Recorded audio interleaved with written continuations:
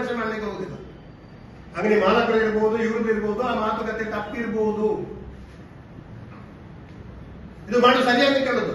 ಇದಕ್ಕೆ ಇಷ್ಟೆಲ್ಲ ನಾಯಕರುಗಳು ಎಲ್ಲೋಗಿದ್ದಾರೆ ಇವರೆಲ್ಲ. ಹಿಂದುತ್ವ ಹಿಂದೂ ಮೈಲ್ ಅಂತ ಹೇಳುವಾಗ ಹೇಳುವಂತ ನಳಿನ್ ಕುಮಾರ್ ಕಟೀಲು ಇಲ್ಲೂ ಹಿಂದೂ ಹುಡುಗಿಗೆ ಮಗು ಕರುಣಿಸಿ ಮೋಸ ಮಾಡಿದಾಗ ಎಲ್ಲಿ ಅಡಿಗೆ ಕೂತಿರಲ್ಲ ಇವರಿಗೆ. ಹಾಗೆ ಹಿಂದೂ ಅಲ್ವಾ?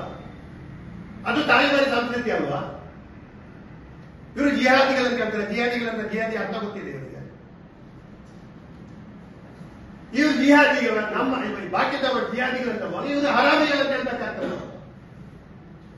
ಜಿಹಾದಿಗಳಂತ ಹೇಳಿ ರಾಜಕೀಯ ಮಾಡುವವರು ಈ ಊರಿನಲ್ಲಿ ಕೋಮುಗಲಭೆ ಸೃಷ್ಟಿ ಮಾಡಿ ಶಾಂತಿ ಸಾಮರಸ್ಯವನ್ನು ಕೆಡಿಸುವಂತ ವ್ಯಕ್ತಿಗಳು ಅವರೆಲ್ಲ ಹರಾಮಿಗಳು ಅಂತ ಹೇಳೋದು. ಜಿಹಾದಿಗಳು ಒಳ್ಳೆ ಪದ ಇದೆ. ಜಿಹಾದಿ ಅಂದ್ರೆ ಅವ ಕೆಟ್ಟ ದುರ್ಗುಣವನ್ನ ಕೆಟ್ಟ ಅಭ್ಯಾಸವನ್ನ ಬಿಟ್ಟವನಿಗೆ ಜಿಹಾದಿಗಳಂತ ತ್ಯಾಗ ಮಾಡಿದವನಿಗೆ. ಆದ್ರೆ ನಾವೆಲ್ಲ ಕೆಟ್ಟವರೆಲ್ಲ ಆಗ್ತಾಯ್ತವ. ಮುಸಲ್ಮಾನೆಲ್ಲ ಜಿಹಾದಿಗಳಂತ ಹೇಳಿದ್ರೆ ಅವ್ರಿಗೆ ಅರ್ಥ ಗೊತ್ತಿಲ್ಲ, ಬೇರೆ ಅರ್ಥ ಗೊತ್ತಿಲ್ಲ. ಬೈಬೇಕಿದ್ರೆ ಜಿಹಾದಿ ಅರ್ಥ ತಿಳ್ಕೋಬೇಕು. ಜಿಹಾದಿಗಳಂತ ಹೇಳಿದ್ರೆ ಅರ್ಥ ಏನು?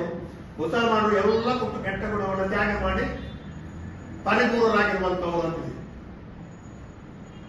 ಏನ್ ಬ್ರೋಕ್ ಮಾಡೋದು? ಇದಕ್ಕೆ ಅರ್ಥ ಇದೆಯಾ? ಹರಾಮಿಗಳು ಆ ರೀತಿ ಇದೆ ನೋಡಿ. ಹರಾಮಿಗಳಂತ ಹೇಳಿದ್ರೆ ಕೆಟ್ಟವರಂತ ಹೇಳುವಂಥದ್ದು, ಈ ಸಮಾಜದ ಒಡಕುಗೊಳಿಸುವಂಥದ್ದು, ಸಮಾಜದ ಶಾಂತಿ ಸಾಮರಸ್ಯವನ್ನು ಹಾಳು ಮಾಡುವಂತ ಹರಾಮಿಗಳನ್ನು ಮತ್ತೆ ಒಳ್ಳೆಯವರು ಹೇಳ್ತಕ್ಕ. ಅವರಿಗೆ ಹರಾಮಿಗಳು ಯಾವ ಹೇಳುವವರಿಗೆ ಮಾತ್ರ. ಜಿಹಾದಿಗಳಂತ ತಾಲಿಬಾನ್ ಅಂತ ಯಾರು ಹೇಳ್ತಾರೆ ಅವರೆಲ್ಲ ಹರಾಮಿಗಳು. ಇವತ್ತು ಕಟೀಲು ಹೇಳ್ತಾ ಇದ್ದಾರೆ ದಾರಿಯಲ್ಲಿ ನಡೀಲಿಕ್ಕೆ ಸಾಧ್ಯ ಇಲ್ಲ ಅಂತೇಳಿ. ನಡೀಲಿಕ್ಕೆ ಸಾಧ್ಯ ಯಾವ ಹಿಂದೂ ಮುಸಲ್ಮಾನರಿಗೆ ನಡೀಲಿಕ್ಕೆ ಸಾಧ್ಯ ಇಲ್ಲದಂತ ಆಗಲಿಲ್ಲ. ನಡೀಲಿಕ್ಕೆ ಸಾಧ್ಯ ಇಲ್ಲ ಅಂತಂತಾದ್ರೂ ಕಟೀಲ್ರವರಿಗೆ ಒಂದು ಕಾಲದಲ್ಲಿ ಪ್ರವೀಣ್ ನೆಟ್ಟಾರ್ ಪ್ರಕರಣ ನಂತರ ಈ ಜಿಲ್ಲೆಯಲ್ಲಿ ನಡೆಯದಂತ ಬಿಜೆಪಿ ಕಾರ್ಯಕರ್ತರ ಆಕ್ರೋಶಕ್ಕೆ ಹೆದರಿ ನಡೆಯದಂತ ಕೆಲಸ ಆಗಿದ್ದು ಕಟೀಲ್ರವರಿಗೆ ಹೊರತು ಕಾಂಗ್ರೆಸ್ನವರಿಗೆ ಆಗಲಿ ಬಿಜೆಪಿ ಕಾರ್ಯಕರ್ತರಿಗೆ ಆಗಲಿ ಬಾಕಿದವರಿಗೆ ಆಗಲಿಲ್ಲ. ಯಾವ ಹಿಂದೂ ಮಹಿಳೆಗೂ ಆಗಲಿಲ್ಲ. ಒಂದು ಹೇಳಿಕೆ ಕೊಡುವಾಗ ಅವರ ಆ ಸ್ಥಾನಮಾನದ ಘನತೆ ಇಟ್ಟುಕೊಂಡು ಮಾತಾಡ್ಬೇಕು. ಇವರೆಲ್ಲ ಅಶೋಕ್ ರೈ ಅಂತ ಹೇಳೋದು. ಅಶೋಕ್ ರೈ 2 ಕಡೆ ಹೋಗಿದ್ದಾರೆ.